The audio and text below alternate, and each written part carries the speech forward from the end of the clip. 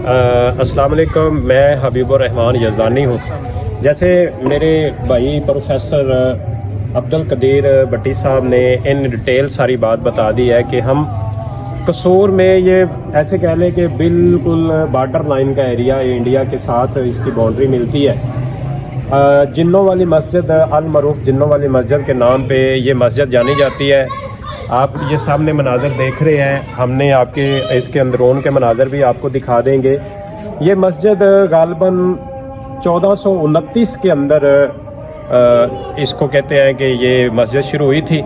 और इसको जिन्नों वाली मस्जिद शायद इसलिए कहते हैं कि कुछ लोगों का ख्याल है या कुछ मौरख लिखते हैं कि इस मस्जिद को जिन्न इंडिया से उठाकर यहाँ पे लेके आए थे। मीन तब इंडिया पाकिस्तान एक ही था, लेकिन कुछ कहते हैं कि ये बात शायद गलत है।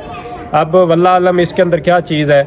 जैसे भट्टी साहब ने अभी पढ़ा कि वमा खलक़तुल जिन्ना वल इंसा इल्ला लियअबुदून, बेशक हमने इंसानों और जिन्नों को अपनी इबादत के लिए पैदा किया।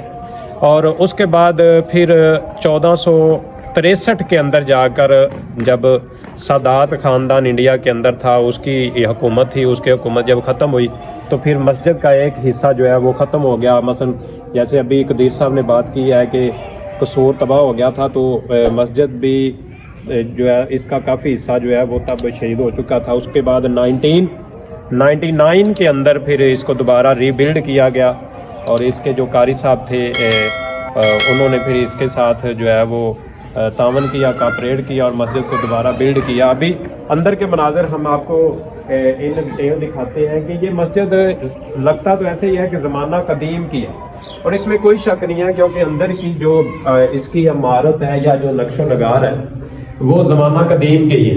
क्योंकि आजकल की जो मसाजिद है तो वो तो बड़ी फर्निश्ड है और बड़ी डेकोरेटेड है, लेकिन यहाँ पे ये मस्जिद छोटी सी है। और तब ज़ाहिर बात है कोई इतनी आबादी नहीं होती होगी, छोटी सी मस्जिद है। और ये आप देख लें, ये मस्जिद पुराने दौर की है और इसको कितनी सदियां गुजर गई हैं। तकरीबन 63 में आप आगे आइडिया लगा सकते हैं कि ये मस्जिद कितनी पुरानी है। बाकी आज तो रश नहीं है, कहते यहाँ पे लोगों का काफ़ी जो है वो रश रहता है। मस्जिद के जो खादम थे हमने उनसे बात करने की कोशिश की है, लेकिन उन्होंने हमारे साथ फ़िलहाल तो कोई ऐसा तावन नहीं किया। तो बाकी इंशाल्लाह अगली वीडियो में फिर मिलेंगे, जो भी इन डिटेल बात हुई वो आपको बता देंगे। जज़ाकल्लाह।